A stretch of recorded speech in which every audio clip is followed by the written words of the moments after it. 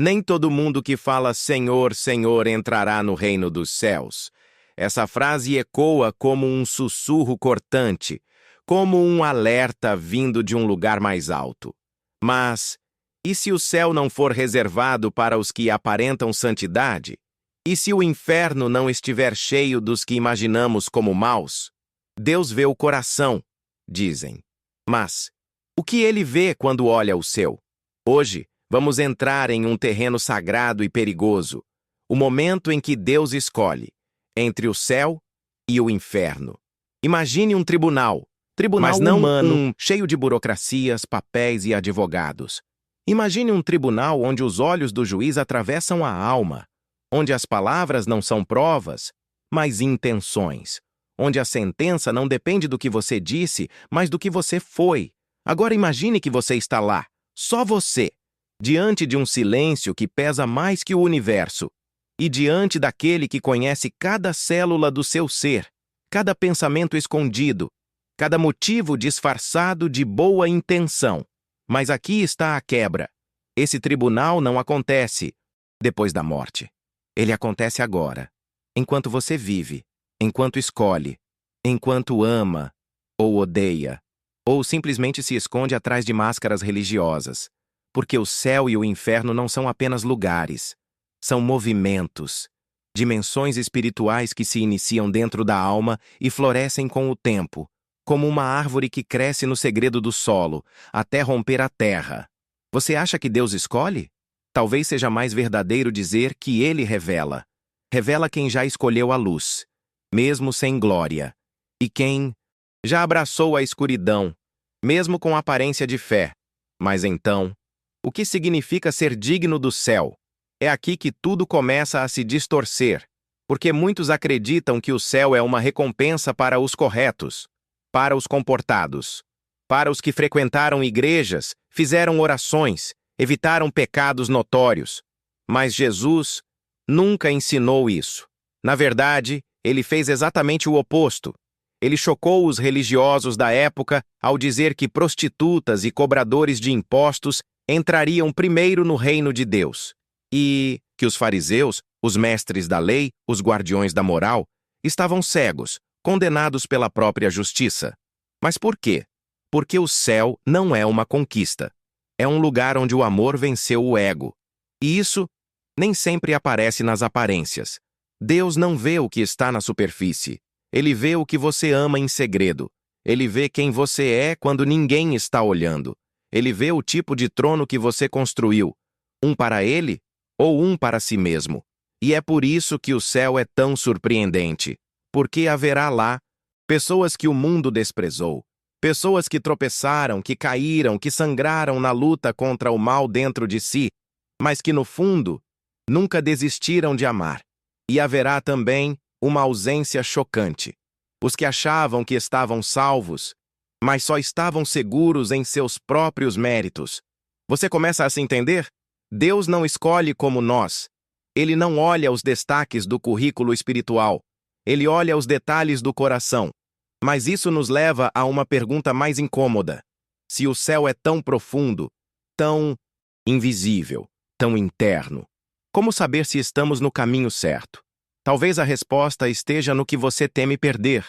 Se você teme perder o aplauso, o título, a posição, talvez esteja longe.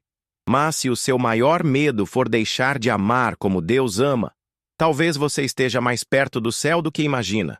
O inferno. Essa palavra carrega fogo, medo e mistério. Mas talvez o maior engano seja pensar que o inferno começa depois da morte.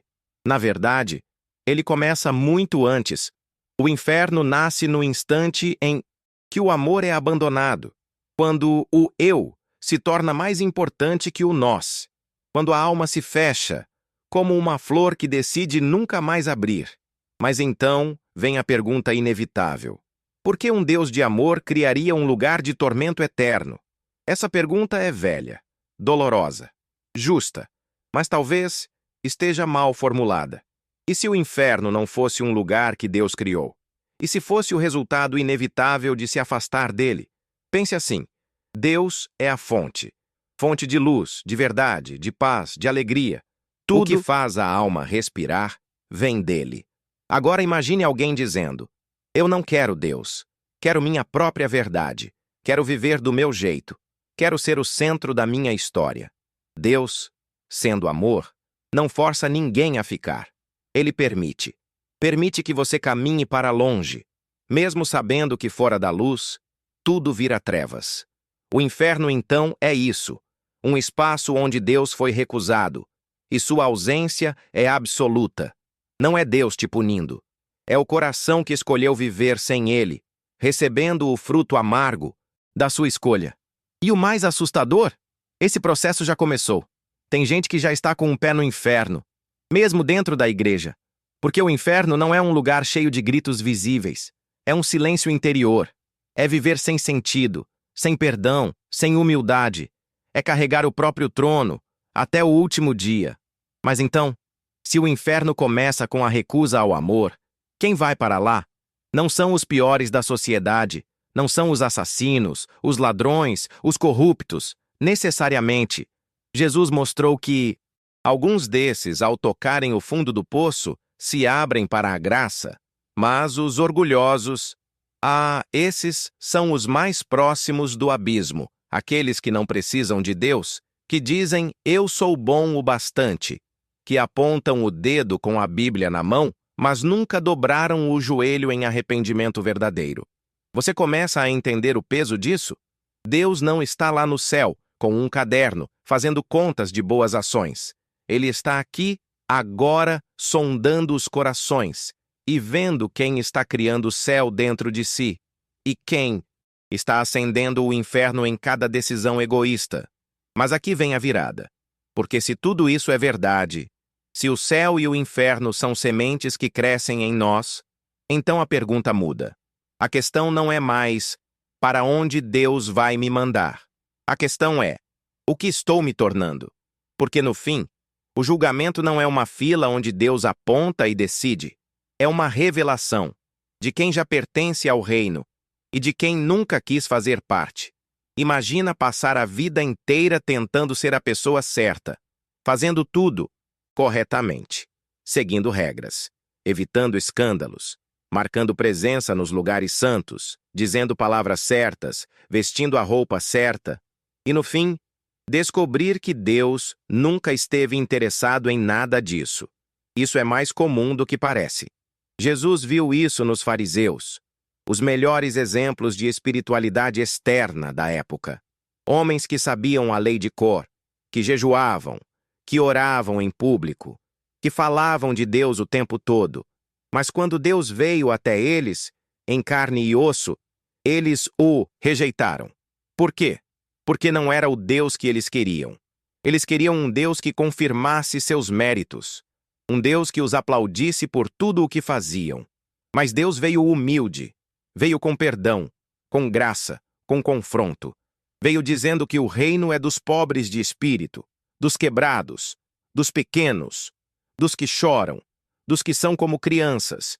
E aqui está a reviravolta que machuca.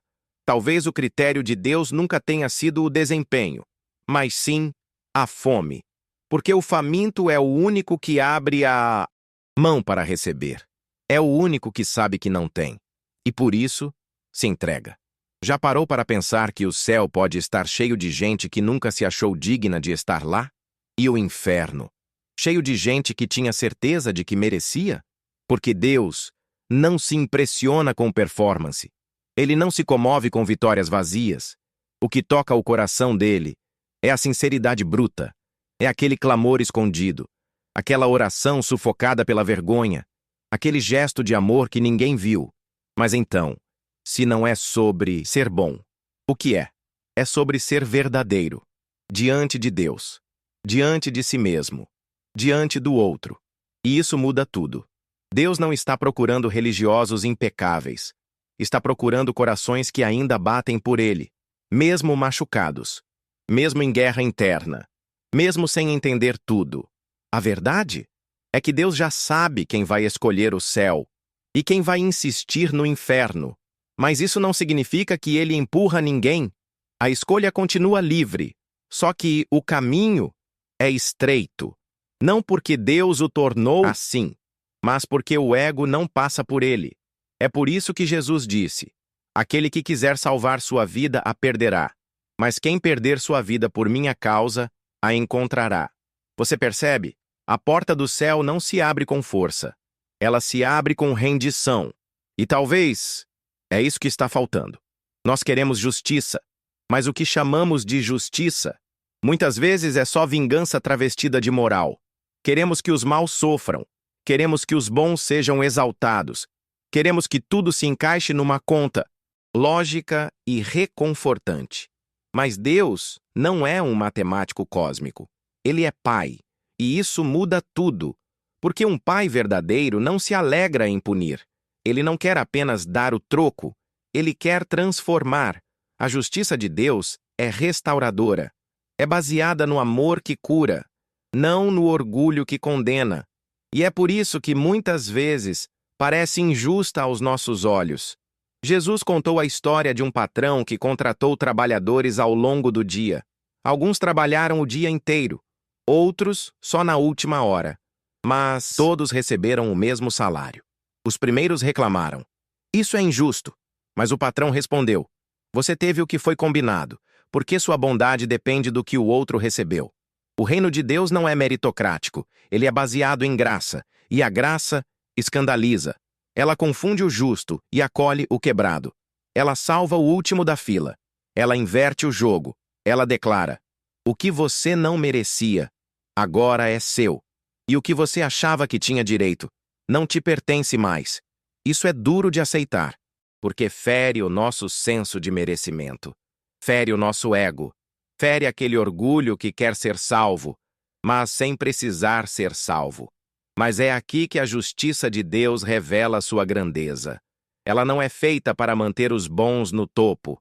Ela é feita para dar esperança aos que caíram. E mais, ela é feita para que ninguém possa se gloriar diante dele. Porque no céu não há troféus humanos, não há prêmios de desempenho, não há rankings de santidade. Só haverá pessoas quebradas, que confiaram. Mas então, onde entra a santidade? Onde entra a luta contra o pecado? Onde entra o esforço? Eles entram como fruto, não como moeda de troca. Você luta contra o pecado porque ama a Deus, não porque quer comprar um ingresso para o paraíso. Você busca santidade porque reconhece o quanto ele é bom, não porque está tentando impressioná-lo. É uma resposta, não uma proposta de barganha. E aqui entra algo ainda mais profundo. Deus vê o que você faria, mesmo se não tivesse conseguido fazer. Ele vê a intenção antes da ação. Vê o arrependimento antes da mudança. Ele vê a lágrima que caiu no escuro. Vê a batalha interna que ninguém mais viu.